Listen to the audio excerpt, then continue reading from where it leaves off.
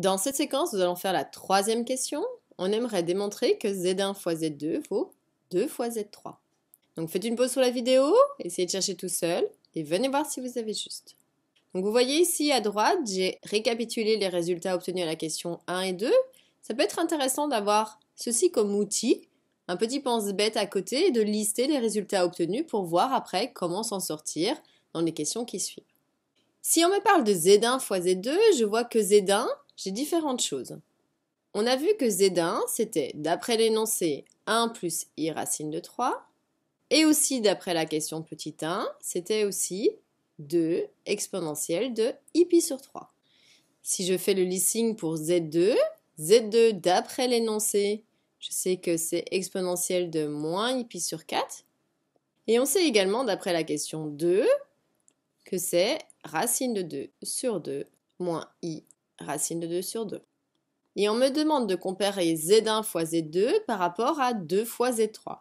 Donc si je vais voir l'info sur Z3, je n'ai qu'une seule information sur Z3, c'est Z3 étant exponentielle de i pi sur 12. Donc maintenant, si on regarde, je dois calculer Z1 fois Z2 et le comparer avec Z3, puisqu'on veut démontrer que c'est 2 fois Z3. Or, Z3, il est mis sous forme exponentielle. Donc pour pouvoir m'en sortir, je ne peux pas considérer les formes algébriques ou faire un mélange entre forme algébrique et forme exponentielle. Si j'avais utilisé que les formes de l'énoncé Z1 fois Z2, je serais coincé. Donc en fait, on va prendre les formes exponentielles pour tout le monde. Donc Z1, on avait vu que c'était 2 exponentielle de i pi sur 3 fois Z2 qui vaut exponentielle de moins i pi sur 4. Et donc, ici, ce qu'on peut faire, déjà le 2, je ne peux pas y toucher, mais je vais devoir regrouper mes exponentielles. J'ai deux exponentielles qui se multiplient, tout de suite, je dois me souvenir de la formule exponentielle de a fois exponentielle de b. Et on sait que c'est exponentielle de a plus b.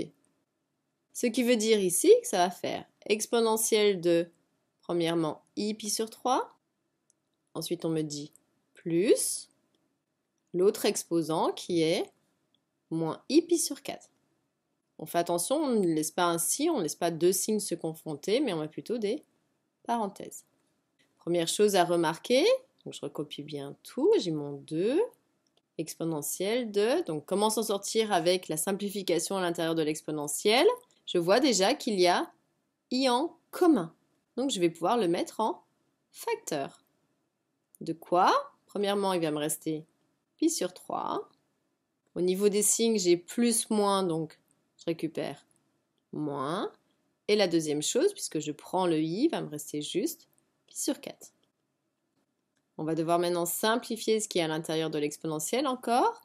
J'ai une différence de fraction. Si je regarde les dénominateurs, ils sont différents. Donc je vais devoir tout mettre sous le même dénominateur.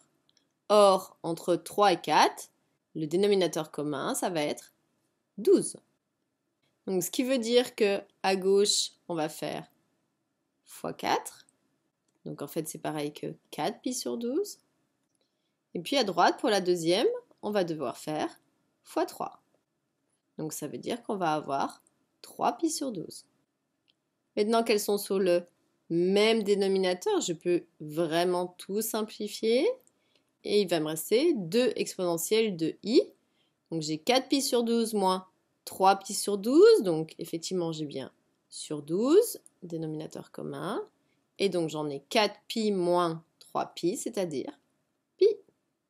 Si maintenant je compare, je remarque effectivement que cette exponentielle de i pi sur 12, c'est Z3. Donc j'obtiens que c'est en fait 2 fois Z3. Et j'ai bien obtenu ce qu'on souhaitait me faire démontrer, qui est que Z1 fois Z2, c'est 2 fois Z3.